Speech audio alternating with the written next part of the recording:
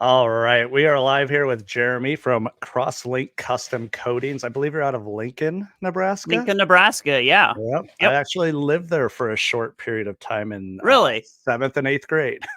Oh my goodness. Yeah, Oh so my I goodness. I'm not a Husker. I'm a Cyclone. So I was happy to leave. Ah, well, I grew up in Kansas, so Okay. I'm a transplant. I'm a transplant. So I'm not really Okay. a Husker either when it Yep. comes down to that. Yep. Well, you got to pretend to be at least during football season. Well, it used Yeah, to. you do. Yeah. You do. So, give us a little bit of background on you, how you got into powder coating, when you started your business, how long have you been in business, and then kind of like where your main focal areas are as far as what you focus on business wise, like customers, if you're into manufacturing or custom work and all that kind of stuff. Sure. Just kind of tell the people about you. Yeah, yeah. So, my background is aviation. So I actually came to Nebraska to work on airplanes. So I worked at a company here called Duncan Aviation for about 12 years, and I worked as a mechanic there. And so that's really my schooling, and my background is in that aviation. So powder coating kind of came second. Um, I worked at that company, I think I said for 12 years, and then I had so what happened was here's the story. So a friend of mine that I worked with, he came up to me and he said, "Hey, you ever heard of powder coating?" And I'm like, "Well, yeah, I've heard about it." He's like, "Hey, get this." He's like, "You can buy these little kits where you can powder coat at home." And I'm like, "Oh man." I was like, "Really?" And he's like, "Listen," he goes, "I'm working on this motorcycle project. I'm thinking about getting this powder coating gun." And at the time, I was working on an old boat motor that I was restoring. And so I was like, "Yeah, sure, let's go for it." So we bought the old Eastwood Yep. hobby gun, right? So a lot of guys started out with that. Oh yeah. And I, I actually, I just found I had the receipt for the original gun that I got. It was like in 2003. Yep. So we split the cost of that. Um, we got that. He had an oven that his friend had convinced him to buy for powder coating. So he had a household oven. Anyway, Yep. we took it all over to my garage because I had kind of a garage with a little shop on the side of it. And we set everything up in there. And we did not have any sort of media blaster or really any way to prep stuff. Right. Um, but after hours at work, we snuck into one of the back shops there and we'd use a media blaster to prep a couple parts here and Nice. there. Yeah. So yeah. Um, so anyway, yeah, so we just kind of started doing it in my garage, Hobby. yep, Yeah. regular household oven. And then I think we ended up getting like a bad boy blaster, just a Yep. little one. And so we were able to prep our own parts in Right. from But it that was point. all just for your use at It first. was Yeah. all for our use. Yeah. I Yep. mean, we're just toying around with stuff. Then, of course, guys at work are like, "Hey, I got this Jeep. I need these Right. steps done on it." You think you could, I mean, I think this is a pretty common story, Oh, really, absolutely. of Yep. how guys get into this sort of stuff. Yep. And so yeah, it was kind of fun to be Yep. able to do stuff for other people. They'd throw us a few bucks, for it, but Right. really Yeah. no big deal. So you So, gotta cut your teeth with the hobby stuff. I think that's like you said, a lot of people start that way. I still have like the 2 or 3 Eastwood guns I started with doing my own car parts in a household oven. So yep, pretty yep, common. yeah, Where yep. how long were you kinda doing that before you got into your business then? So let's see. I let's see. In I think it was 2010 maybe is when we started actually doing some parts for Duncan. So, Okay. which was kind of interesting. So I'm working at this place and some of the interior shop guys come up and they're like, "Hey," they're like, we lost our powder coater. There was powder coating these little air conditioning grills that would go inside the airplanes." Mhm. They're like, "You think you guys could do that?" We're like, "Oh, well, we could, but it's like it's going to go on an airplane. How do we get approved to do all this?" So we go in, we talk to the chief inspector, and he's like, "Oh yeah," he's like, I can get you guys set up as vendors." And I was like, really? I was like, with aviation stuff, it's all like paperwork and how are we Oh, going to sign yeah. this off? And they're Yep. like, oh no, they're like, you do it per a process. He goes, I'll help you set it up. We can get you approved as a Nice. vendor. I was like, Yeah. sweet. So we're doing these little air conditioning grills every once in a while for him. We'd get a call down from the parts room, and they'd be like, they'd page you to come down and pick something up. We're like, oh goody, we're getting Yeah. some parts coming in. Yep. We're all So so excited. the We're hobby excited. went to a side hustle. Yeah, so it kind of goes to the side hustle, right? So we're doing that, and then yeah, so basically in 2000, let's see, 2012, I ended up leaving Duncan and going full time at it. So it was a big jump. I had a super steady job. Right. It's just like, is this, you What know, prompted you to do that? Did you have enough work, or did you just really enjoy the coding and you were like, "We're gonna just take the risk," or what made you where you felt comfortable? And I mean, no one's ever fully comfortable, but right, encouraged right. you to do it.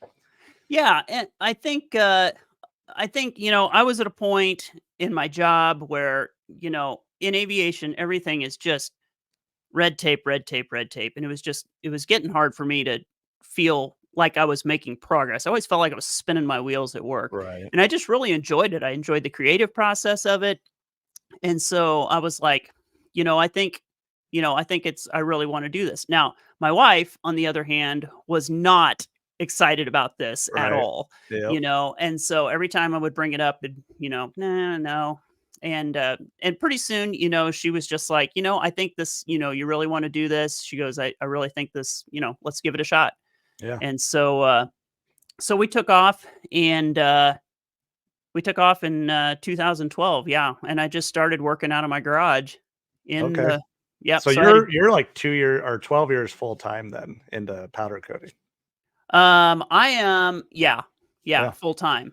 Yep, Okay. so I started back in 2003 when it first started, so Yep, and I I've guess noticed from your channel you do a lot of aviation, so I'm glad. I was like, "How did he get into this? Where did these parts come from?" And it's yeah. like, who it's I didn't is a lot of that stuff powder coated, like their dash panels and stuff? It looks like you do a lot of face cover Yeah, stuff and we'll do instrument panels for different it's a lot of brackets and parts yeah, and trim pieces and that's things not like fun to that. look at, yeah.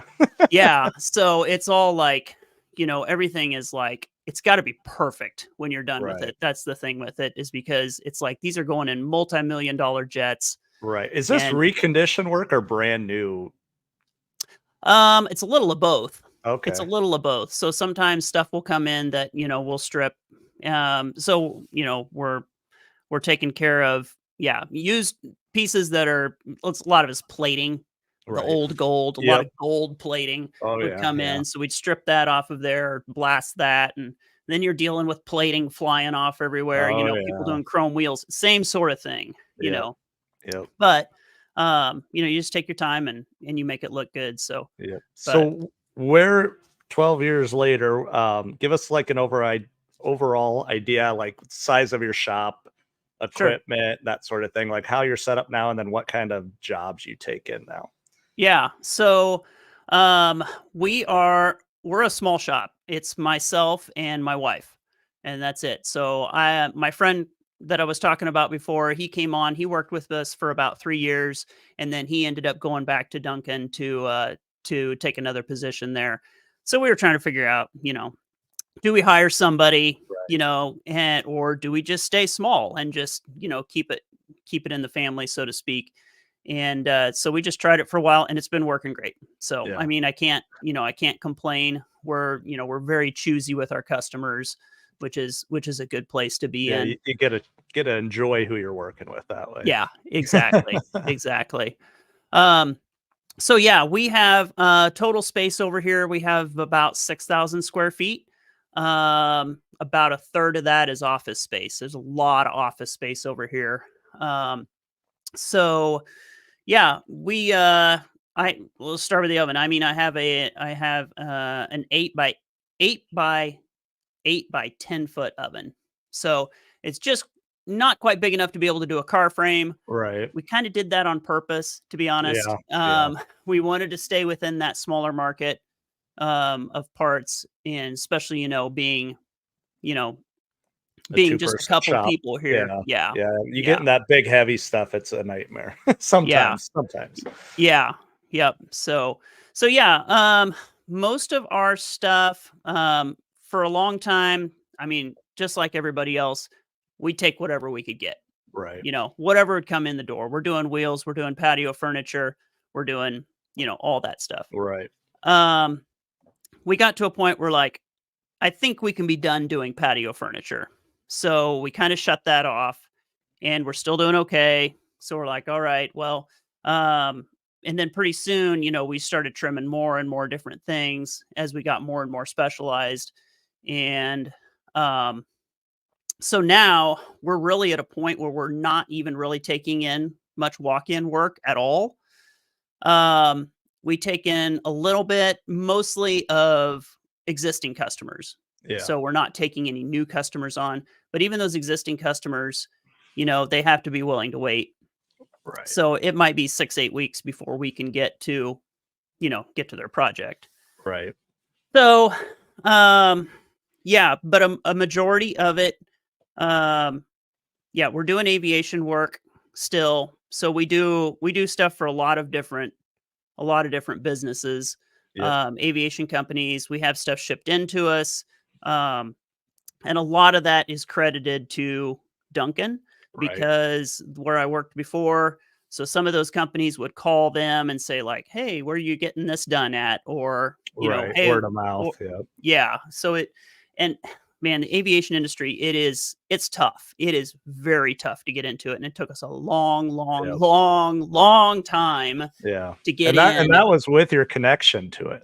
That was with our Right. connection because, Yeah. yeah, they were, I would go in and try and introduce this like to the design center there and be like, hey, look at all these cool colors, these Yep. different effects you can get with powders now.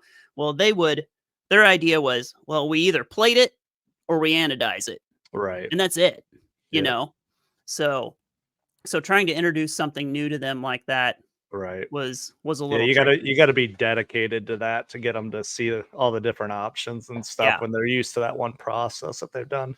Yep. Out of all your Yep. customers, what percentage would you say is B2B versus B2C? Um, I don't know. Maybe 75% of it, Yeah. you know, I Yep. would say right now. Yeah, and Yeah. that's we've kind of grown that way too, like, just hearing a lot of what you said about, not we've started pricing things to the point where that says no more than us saying no, you know what I Yeah. mean? So, Yeah. once you start really calculating your overhead costs and all that kind of stuff, some of the projects just don't make sense anymore. And when we used to take a little sign in for $20 and now we tell them we have a minimum, they usually turn around and walk out the Yeah. door. So, and it's Yeah. not that you do it to be mean, it's just that's where our business went. So Right. you gotta And have, I still have trouble with that. I mean, I feel yeah. guilty about Oh that when yeah, somebody comes I do in, too.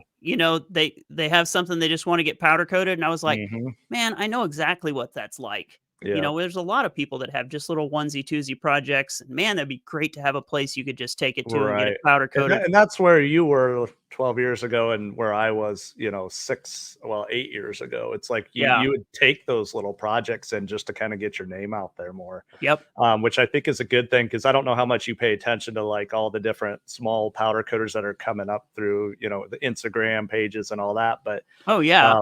there's always going to be a need for those smaller entry level guys because that's where you kind of, earn your stripes in powder coating is doing those little projects. Yep. So, Yep. and it makes no sense to pay $125 for a 10 by 10 square piece of metal and someone can do it for $20.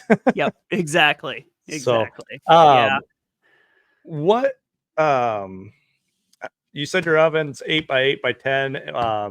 I think I know are you using Gema powder coating equipment? Yeah. Is that right? And then Yep. what's your like Yep. pre-treatment setup? How are you guys pre-treating parts? So we're basically set up. Um, we had a company that helped us basically set up a pressure washer Mhm. that has an injection in it for just iron phosphate. Okay. Do you want to So mention who it is? The company, Yeah. not really. Okay, that's fine. Just because it's not someone I would necessarily recommend. Okay. It's, it's somebody that we had used just because when we were getting started in this, we had no idea Yep. where to go, Yeah, you we know? didn't either. Yeah. So we picked up this company. I mean, I wouldn't yeah, it works for Yep. us, and I don't Yep. think we'll probably change it at any point, but Yep. it's And is yours definitely hot water? Is it a hot yeah. water? Yeah. Yep. Yep. Yeah, So it's a steam Jenny that's basically been okay. modified Yep. with injection ports. So we have one wand is just water, which Yep. we can also inject alkaline cleaner into, which is super nice for cleaning Oh, greasy yeah. parts. Yep. And then the other wand is yeah, The for iron. phosphate. Yep. Yep. Yep. Yeah, it's a nice system to have. It makes prepping parts a lot easier. I know that's Oh for yeah. sure. So, Oh yeah. Especially yeah, big parts you have to wipe them down with acetone or yep. something, but Yep. yeah, And we're huge proponents of media blasting everything before yeah, we coat. So, I mean, it works great. You can get the profile with the media, but then you can wash all that dust and, get it everything off. pre-treated at the Yep. same time. Plus you add a little So, more corrosion protection, a little more adhesion, yep, so, yep, yeah. um, what do you guys have a pretty decent sized booth, or what are you spraying in? My booth is, I think it's 12 feet wide or 10. I can't remember, and about 8 feet high. Yeah, it looks pretty So it's pretty spacious. good. Yeah, Yeah, from the it's videos. good size. Yep, it's So yeah, we wanted something that was going to be wider rather than deeper. mhm. When we did it, so we could have some room on the sides, so Yeah, I always see you coming out of there with I powder on your messed up. back. I messed up really bad. It's only So 8 foot wide, but I built the walls myself. So now that I sell equipment, I'd like to get one of the electron booths in, and we'd definitely go to like a 10-foot minimum width on it. yeah, And yeah. the 12-foot deep, our oven's 12-foot deep, so that's always worked out really well for our big cart because we can get it all the way in there. But Oh, yeah. I um, definitely run into issues with that. yeah, So, you especially if get a little something's more cleanup afterwards. yeah, it's not bad, a lot of it is just going up in the air, especially if I'm shooting a Oh yeah, second coat on something and it's warm. I yep, mean, that powder just, whew, it just, straight up. So then right. it goes up and it's all over, so Yep. Do you have any advice for maybe up and coming coders on so pricing is one I always get questions on. mhm. Any advice on how to go and without you don't have to tell us exactly, what you come up with, but like how maybe if you had a raw product that came in that you never could before, how you go about getting a pricing on it. It's a lot easier. Experience, experience, experience. I mean, that's really it's Yeah. so hard to price stuff. It is Yep. so hard. So first of all, you gotta figure out you gotta set yourself some sort of a shop rate. Right. What are you gonna be charging an hour to do something? Um, I think one of the biggest mistakes I made when people would bring parts in was I'd give them a quick look and I wouldn't think about like, oh, we got to clean this. Oh, we've got to disassemble this. Yep. Oh, we've got to prime this before we coat it. Oh, it's going to be 2 coats and oh, it's super heavy metal, so it's going to take longer time in the oven. So Right. I think taking your time, it's hard to do that while a customer's standing there Yeah. watching you. Uh-huh. And um and so even now, a lot of times with customers when they come in, I'll be like, leave the part here. I said I need to, if it's something I need to look at it. I will email you, the job proposal and then that gives me some time to think about it. Yep. Check Yep. powder pricing. That's the other thing too. You might, some powders are $10 a pound and others are 30. Right. So you need to be able to be cautious of that Yep. and make sure you know what you're what you're getting into. Right. Yeah. No, you hit it So, on the nail there. It's so uncomfortable with them just standing over your desk and you're yeah, like trying to, your brain's just flying, like get numbers down. yeah. And then you hope you priced it right where you're not losing on it. But, I um, I think one of the biggest things though that people don't do is they don't have anything written down. right. So I would hear this with different coders, even in town, stuff would come to us and they'd be like, well, I didn't even get a price for this until it was done. And it was way more than I expect. You got to manage expectations with your customers. So Absolutely. Yep. start out with that number one, manage expectations.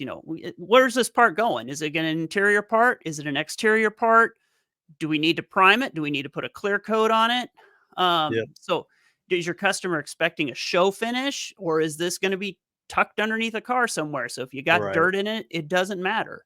Yep. Um, so if you can manage that sort of stuff, and then having color swatches available so your customer can see exactly what color is going to be going on their part, get all of that written down, put those codes down, get your estimates down.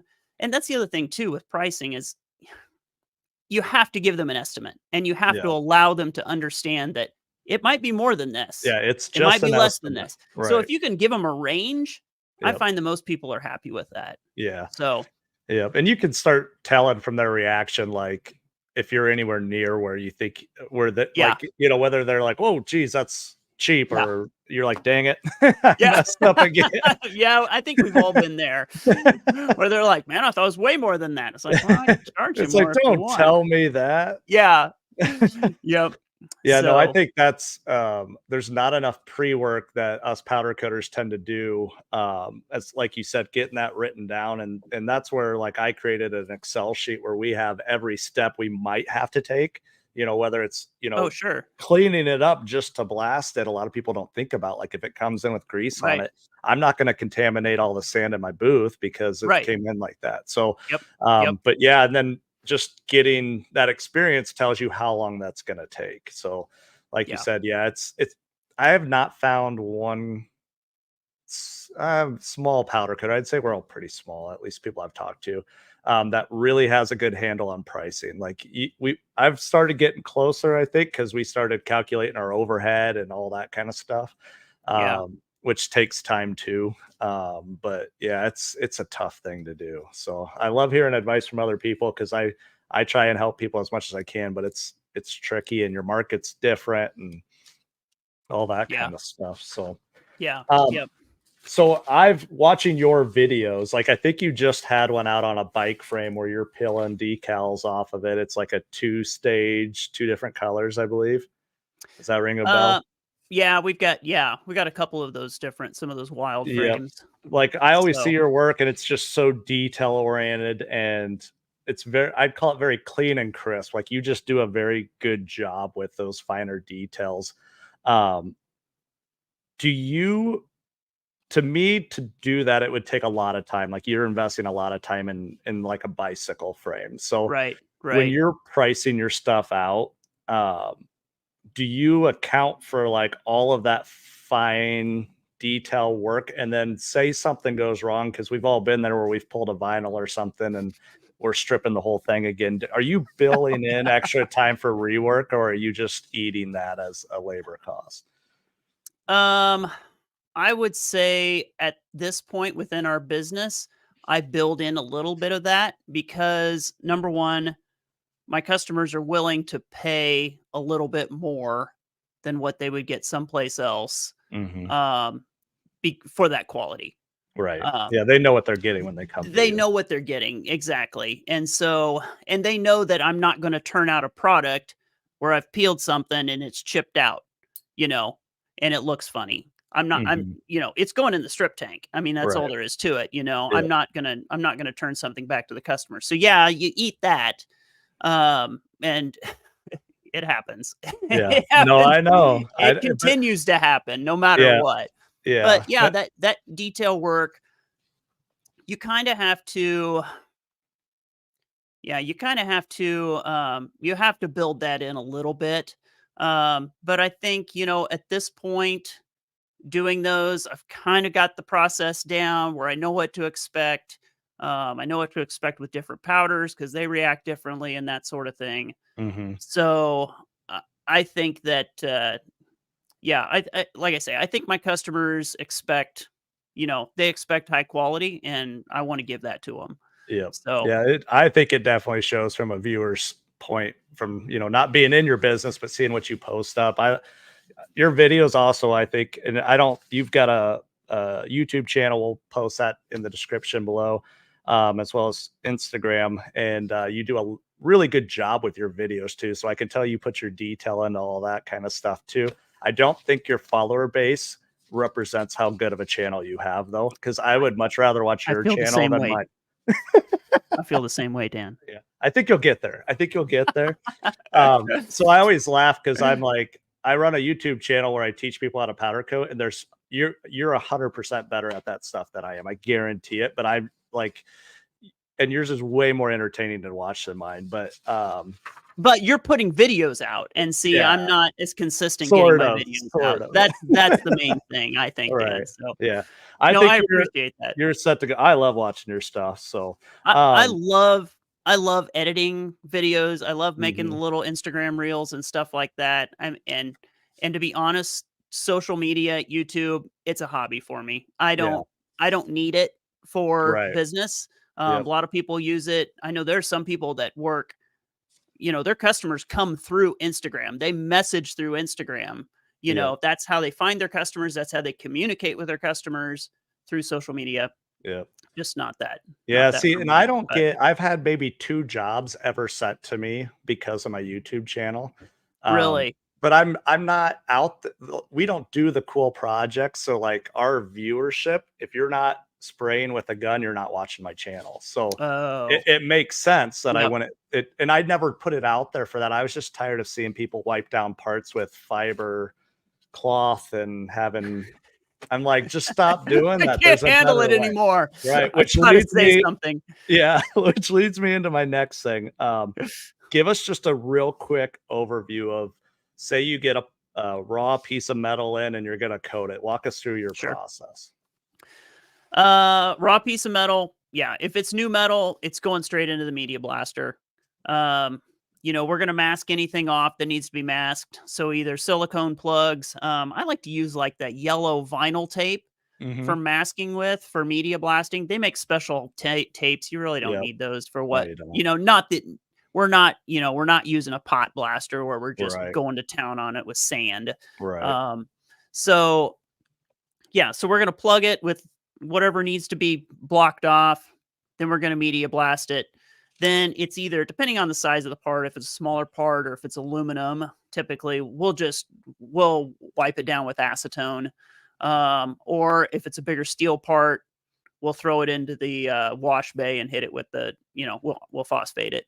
Yep. So from there, it's going to go back into we've got kind of a clean room. That's in a lot of our videos. It's kind of Yep. an interior room that it's got a bench there. So we have all of our hooks and everything, masking supplies, all that stuff in there. So yeah, so then it's just going to get masked off, whatever needs to get masked. And I love being creative with how I hang my parts. So if there's two holes in it, on either side, boop, put a couple hooks in it, you're done, right? And what's the Um, benefit to that? of what? Of hanging with 2 like, so I have Oh yeah. employees who like to hang that was a Oh good point you man. just made because People, I know what you're talking about. I So don't even think about it anymore because it's why do we just hang so off ingrained. 2 points? Man, you got to hang off for 2 points. As soon as you hit that sucker with the powder gun, you're chasing it around the Yeah. side and you're not, you can't. Stability. Yeah. Yeah, you got to be able to hold that part into place. Now, Yep. if you want to hang two hooks and you want to put them into one and then hang them from a swivel, well, Mhm. then you really got something going there where you can just turn the part around. Right. I prefer to go around to the backside and just Yeah. get blasted with powder, you Yep. know, Right. spraying back on me. It's going to get on me anyway. But Right. yeah, so You so don't get hanging it into this to stay clean. right, exactly. Yeah, I think So people overlook hanging a lot. There's, especially if you're doing a ton of parts, which I've seen you do a ton of little brackets, where I think you have your whole family involved in there, and yep, it's yep. daisy chain happy. Thousands of Yeah. parts, yeah, Yep. thousands of parts like Yep. that, so, yeah. Yeah, so, I mean, it's I like I say, I like to be creative in how I hang the parts so that you don't leave a hook mark on them. Yep. You can just take a regular hook and you can squeeze it together on the end, so you can make kind of a wedge, so you can stick it Yep. inside of a hole to be able to hold the part, then there's no hook mark on it. Right. Um, but yeah, new hooks, we we use new hooks, on pretty much everything. Smaller hooks, we just trash them when we're done with Yeah. them. They're a pain. Yeah. Bigger diameter ones, we'll burn them off and then reuse them. Do you have a burn off So, oven or how do you burn off your hooks? no, we don't have a burn off oven. You're That's all torching I them? have to say about that. Yeah. But yeah, okay. So yeah, so then the part's going to go, we're going to hang it. We're going to shoot, shoot a primer on it. I shoot a lot of primer on parts now. Just because a lot of times it just gives better adhesion to it. And if you've ever tried to get epoxy primer off, you know Yeah, it that ain't it's good it stuff. it Yeah. works it works well. Yep. So, it might get a primer, might get a base coat, and then, a clear coat on the Yep. top of it. So, yeah, once it comes out, you're going to be pulling your tape off. Um, one of the other things too, I see this coming around a lot, and a lot more guys are doing this too. Is a couple things. Number one, they're doing the wipe technique, right? Hmm. So we're not masking anymore. We're wiping things off, with our hands, or we're vacuuming it off, Yep. which is great. There's some great new tools out there for that. Hmm. Um, but yeah, I don't know. I'm still old school. I like to tape stuff. It's Yeah. just for me, it's easier Yep. to do it. It's just part of my routine as So I'm gonna well. make So you, and you don't have to share, but what's your secret to pulling clean tape lines? um so there's so many different nuances to that. And I Um guarantee there's people listening that are gonna wanna know. right. Oh yeah. So let's say in order to pull tape off of something, the part you've got to partial cure it. So, right? So you're going to spray your base coat, whatever that is.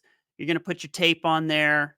Then you're going to shoot that next coat on there, and then you're going to go stick it in the oven. I usually let the part get up to about 200 degrees, maybe a little bit more, before I pull it back out of the oven. And then I'll sit and I'll just monitor it with the infrared gun until it gets down to around 180. I can usually start pulling tape. Yep. Again, it depends on the powder. And it also depends on how heavy the powder is that you put on there. So the Right. lighter the coat of powder you put on there and can still cover, the easier it's going to be to pull your tape. So Right. it's not going to be all gloppy and stringy. Yeah, you're not gonna So bridge over. Yeah. yeah, yep. So you got to get to that, you got to find that temperature for that powder where it's not stringy, Right. or if it's too cold, then it'll start to chip. Yep. So that's basically my thing is around 180 degrees. Some powders you can get down to 130, 120, 130 and still pull a clean Get away line. with it. Yep. Yeah. And then once it starts to cool down, stop. Don't try to be a hero and finish it. Yep. Put it back in the oven. Warm it back up. Let it Yep. warm up a little bit. Always have a pair of scissors in your hand too, ready to clip that tape. You're Right. pulling it off, all of a sudden, chip, chip, chip. Ah, cut that tape, Yep. push it back in, stick that baby back in the oven. Yep. Yeah. I think I So cheated a little bit when I was doing my tailgate because I didn't want to keep doing that. So I had a heat gun. I've done that before. Yeah. I've And done that it before. works. I had a sign that I was my original sign for my shop I did with all powder. Hmm. And so yeah, I had a heat gun up underneath of the sign, Yep. you know, I would just warming it kind of up. heat the next letter, pull it, heat the next Yep. one, pull it. Yep. Yeah, Yep. but no, I think So you hit it on the head. There's just figuring out, and again, it's experience because you've done it and you've messed it up before. And I think a lot of yeah. people get a lot of, yeah, we don't talk about all the mess ups, but it's funny every time I show a mess up on my YouTube channel, it's one of the best views I get on it because they just want to see. They're like, finally, everyone, he's showing that he He's done messes it, up he screwed too. up. Yeah. We do it all the time. You Yeah. just Oh don't yeah. ever see It's it. inevitable. Yeah, It's yeah, inevitable. I don't care how good you are. yeah. So No, that I yeah. think that was a good explanation of like what you're trying to do there, especially on a flat part where taping to an edge is easy, but uh, Right. Right. going where you're trying to make letters and that sort of thing, which is a lot of what you do. Yeah. Yep. And I really recommend people go follow you on all your channels because you show that in great your video setup. That's part of the thing that like when you're recording videos, you add so much time to the work because you've got to set up the lighting, you've got to set up the camera, and then you got to Yeah. think it through like how's this video going to play out. Right. So I don't think people Right. understand how much time that takes. So I've probably got 40 videos I've never edited because I didn't like something about one of the video shots, and it's like that just won't work. It won't make sense. So it's like a bunch of Just put wasted it out time. there, Dan. I People should, just but get them out there. when I first started doing videos, shorts weren't a thing. So, and Oh nobody yeah, cared to sure. watch that stuff. So Yep. now, like all the stuff I did back in the day that I never posted, I should just go break down into little segments because that's what they want to There you see. go. So, That's like when not a bad idea. we powder coated a pizza once. So it's a good video. It's on the channel if you can find it. That leads me into the next thing. What's the weirdest thing you've ever powder coated I for would say it fun would have or for business or what? Either way. I would say it would have to be the gargoyle. Okay. We did a big cast iron gargoyle for a guy, and it is actually on a post a couple blocks from our shop in front of the guy's house.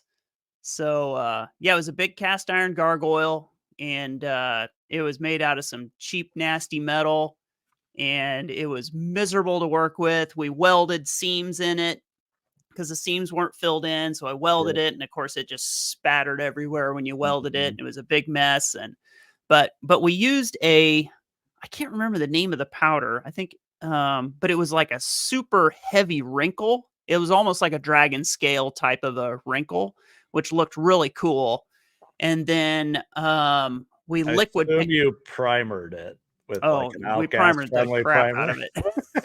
It was a lot of primer on that thing. Cast metal just outgasses like Yeah. crazy. Yeah. But then we did that. The cool thing was we did the eyes in like a candy red. Okay.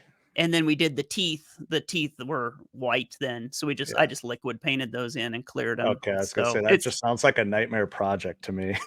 it was.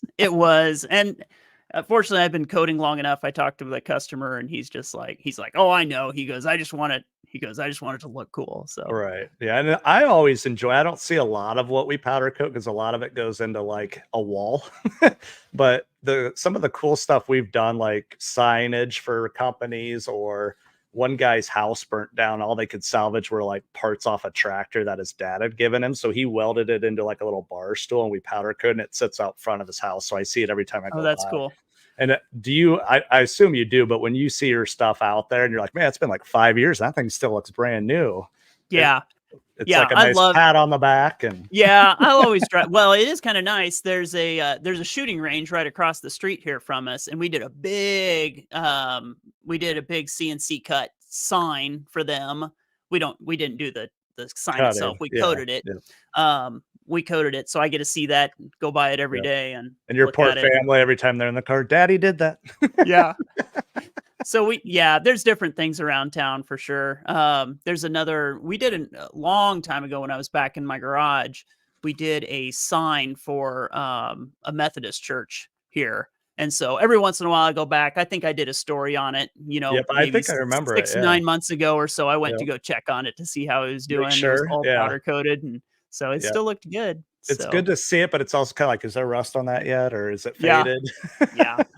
Yep, yep, and I've done some work for we've got so our building, there's 2 other different, businesses within this building. It's a pretty big sized building, and so one of our customers in this, other business over here, we did his bumpers years ago, and I was looking on him, and I was like, "Ah, starting to see some rust creep there coming out of one of the corners." He's like, "Ah, it's Yeah. a farm truck," but Yeah. He didn't care. so Yeah. no, Yeah, no. we So try not to do steel wheels for that exact reason. Because I don't know, do you do much for wheels at all with those steel wheels when they're welded into the barrels, and like yeah, there's nothing you can do, at least in my no. experience. Maybe you know something, but So somebody turned me on to using a seam sealer.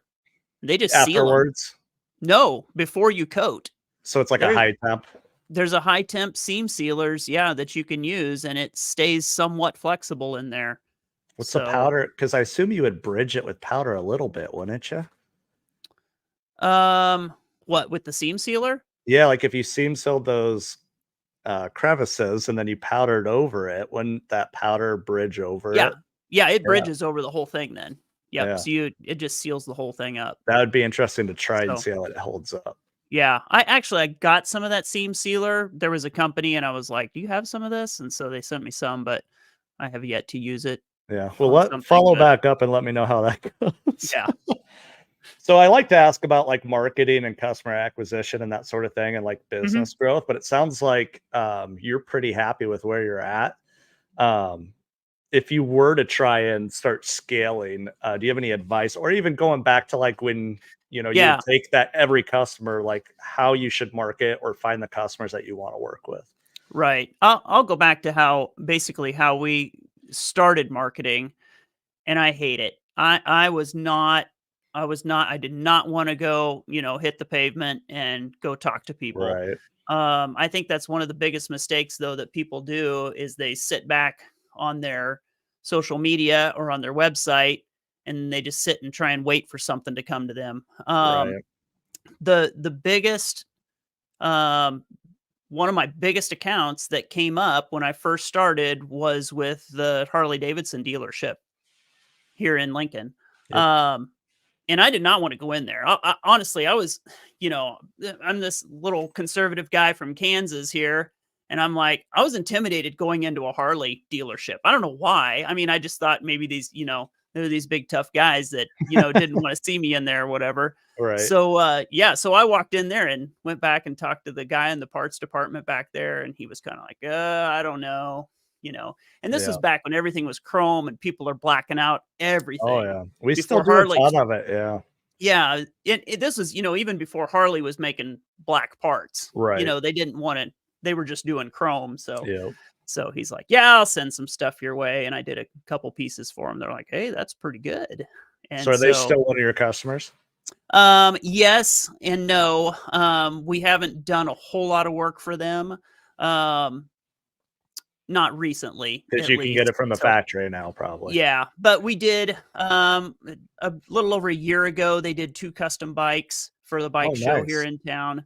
Yeah. So one was a Husker themed, bike, and, there was another one that was a copper one, so I had a bunch of videos out on that too, Yeah.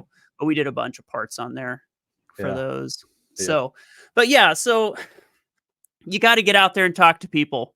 Just, get on you got Google now. I mean, you can get out there Yeah. and you can look and see.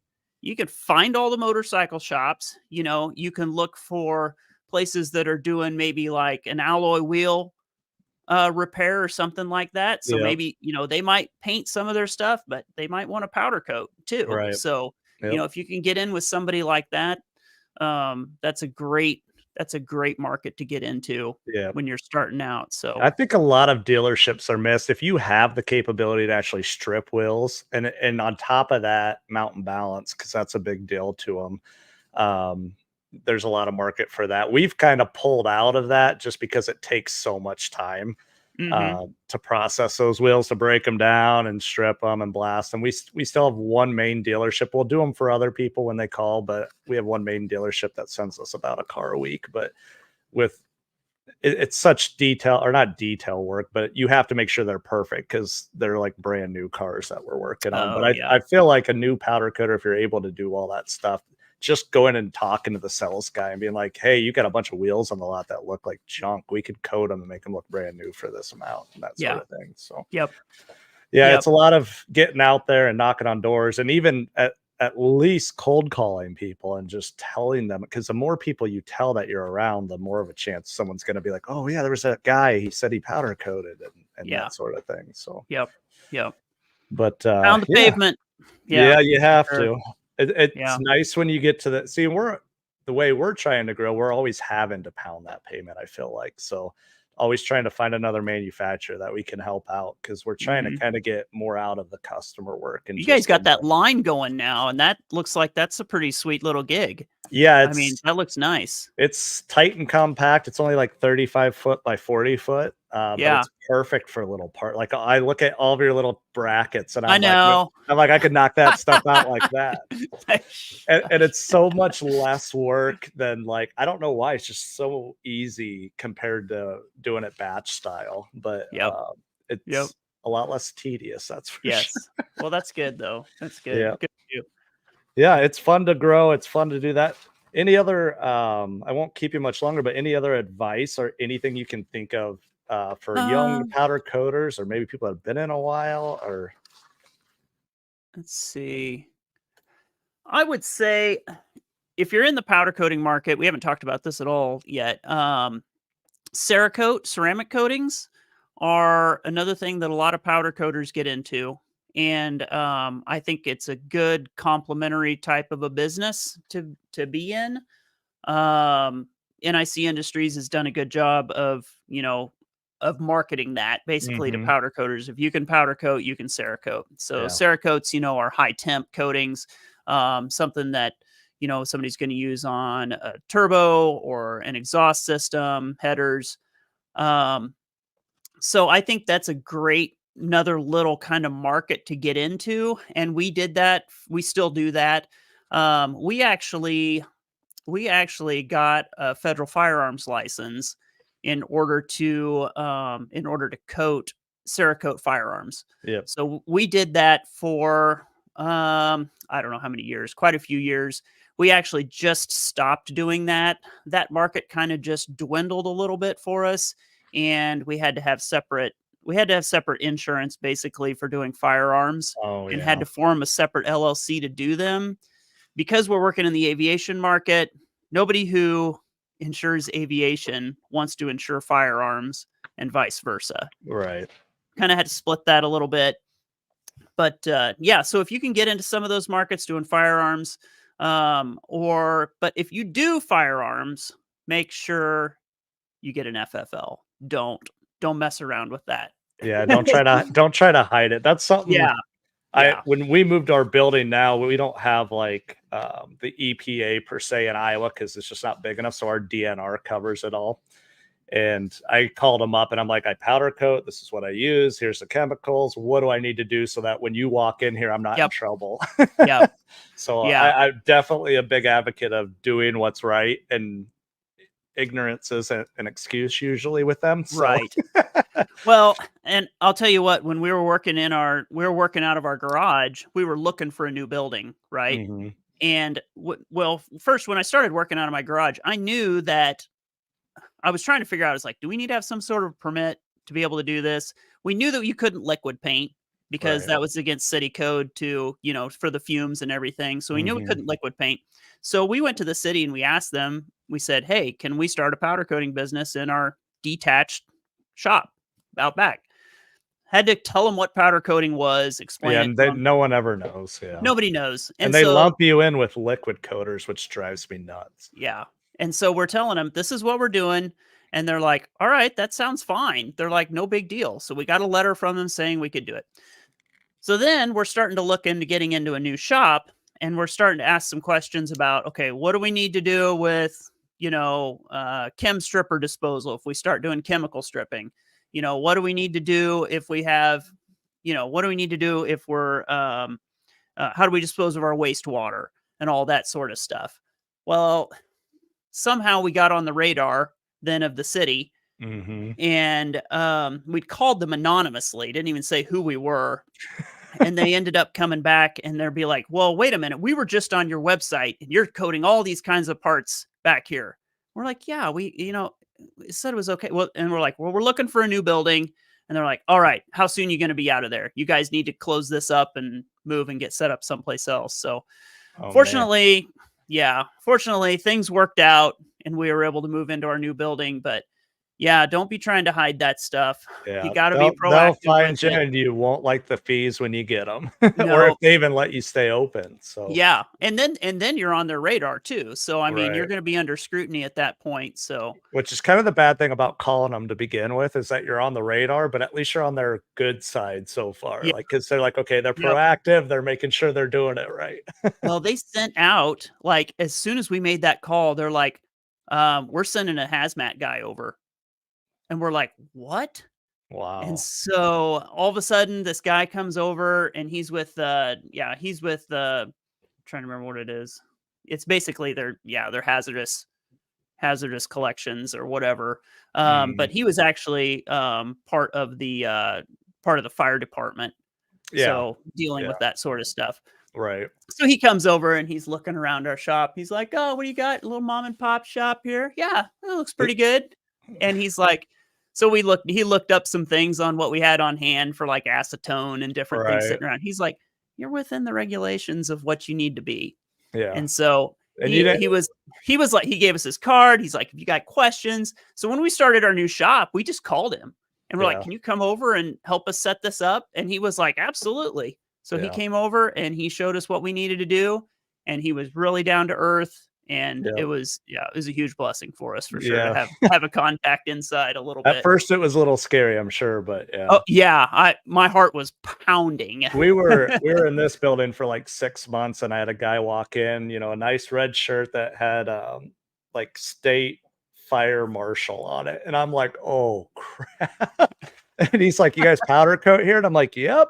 And I'm waiting for him to be like, "Okay, we're gonna look around and check it out." And he's like, "Do you do wheels?" I'm like, "Yep." He's like, "Can you come look at these?" I'm like, "Woo."